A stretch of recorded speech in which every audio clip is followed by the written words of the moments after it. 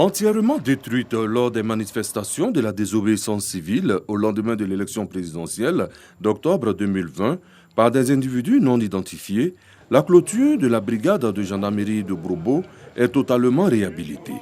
Une initiative des filles et fils de la localité unis autour du contre-amiral Kwakukuna Boniface. Par cette action, les initiateurs entendent œuvrer pour le développement de Brobo, mais également à renforcer les liens armées-nations. Au nom des donateurs, le contre-amiral Kwakukuna Boniface exhorte les populations à la culture du civisme, du vivre ensemble et de la cohésion sociale. La cause de ce jour va sceller et consolider la collaboration entre les populations et l'ensemble des forces de défense et de sécurité. Au cours d'une cérémonie de remise de cette nouvelle clôture, les autorités locales de Brobo condamnent cet acte d'incivisme qui plombe le développement local. Au vu de ce qui s'est passé, nous avons trouvé que nous allons en arrière par rapport au développement de notre sous-préfecture. Œuvrer pour que la sécurité soit de mise dans une circonscription est devenu aujourd'hui plus qu'un devoir moral, un devoir citoyen. Au nom du général de corps d'armée Alexandre Apalo Touré, commandant supérieur de la gendarmerie nationale, parrain de la cérémonie, le général de brigade ABCK Arsène exprime la reconnaissance de la maréchaussée aux donateurs. Je voulais vous transmettre la gratitude de notre institution, avec à sa tête le général du corps d'armée Alexandre Apalo Touré, qui est très sensible à l'acte fort que vous venez de poser. Construite sur 200 mètres carrés, la nouvelle clôture de la gendarmerie nationale de Brobo comporte 2 entrées principales avec des portails neufs.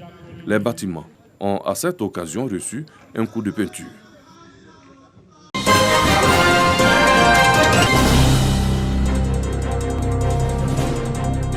Il y a quelques années que le marché du village de Daïri dans la commune de Lakota est détruit par un vent violent, laissant ainsi les commerçants dans le désarroi. Aujourd'hui, c'est un nouveau départ pour ces commerçants. Le maire de la commune, Sami Méry, vient de le réhabiliter. Un marché avec des normes sécuritaires et sanitaires. Construit sur une superficie de 6000 m², ce marché abrite un vaste préau de plus de 65 places et des magasins. Selon le premier magistrat de cette commune, cet espace permettra à d'autres femmes de pouvoir exercer des activités génératrices de revenus. Le coût de l'investissement est estimé à 35 millions de francs CFA. Occasion pour le président de la mutuelle du village de Daïri de soumettre des doléances, entre autres la construction d'un foyer des jeunes, la réfection et l'ouverture des voies d'accès au village.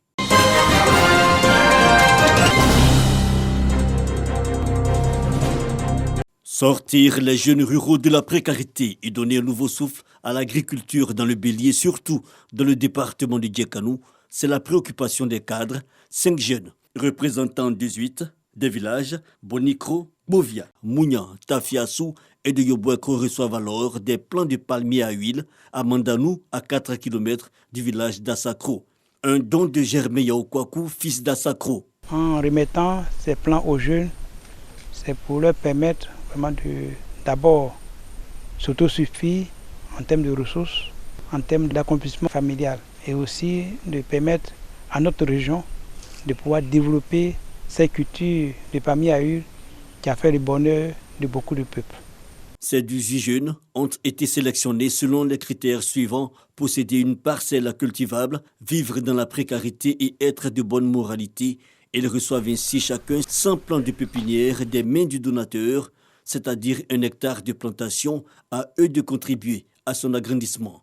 Des cadres qui pensent à la jeunesse pour pouvoir au moins entreprendre moins des activités et nous permettre aussi de nous prendre en charge. Nos jeunes, s'ils ne sont pas au travail, ça donne à des activités qui sont souvent difficiles, l'orpaillage clandestin, le gangstérisme, ainsi de suite. Aujourd'hui, avec cette action, vraiment nous sommes heureux. C'est pourquoi je n'ai pas hésité à être là pour l'encourager, le féliciter et demander à ce que beaucoup d'Ivoiriens emboîtent le pas. Les bénéficiaires ont été invités à en prendre soin afin que cela serve d'exemple aux autres jeunes. Le donateur compte ainsi étendre cette action aux autres localités de la région du Bélier.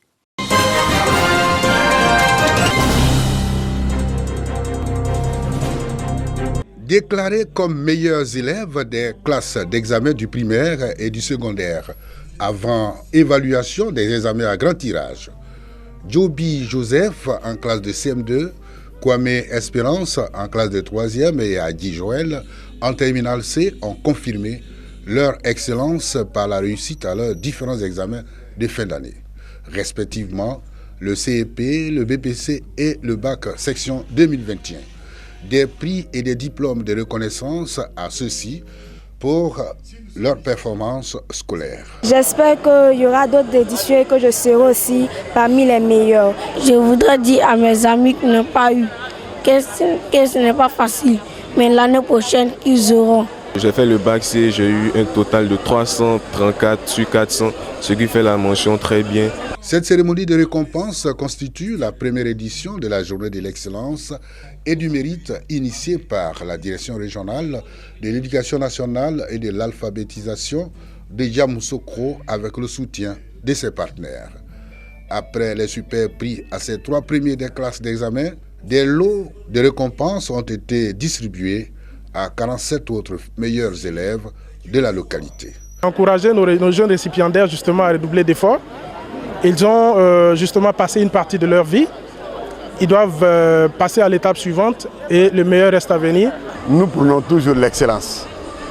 Et pour cela, pour nous aider à aller de l'avant, nous signons des partenariats.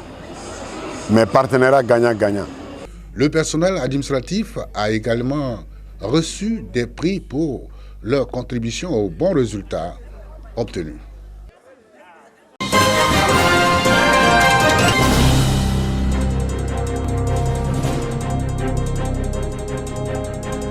C'est le centre culturel Jacques-Aka de Bouaké qui abrite le retour de l'émission du conte et légende « Il était une fois ». Paix et cohésion sociale, c'est autour de ces thèmes que les 12 groupes participants compétissent. Pour la première manche, 4 groupes étaient en lice. Poto Katio Côte d'Ivoire, Éclair Royal de Bouaké, A et Lettres de Bouaké et Souralais d'Atigouakourou. C'est avec joie que les populations accueillent le retour de cette émission révélatrice des talents. Il était une fois intervient comme un moyen de retour aux sources de la jeunesse ivoirienne et de promotion des valeurs culturelles. Je tire le chapeau à la RTI Bouaké d'avoir accepté de faire revivre toute la population ivoirienne à travers cette émission. Je prie que ça continue comme cela parce que déjà c'est un retour aux sources quoi. Ça nous permet de rester en contact avec la tradition.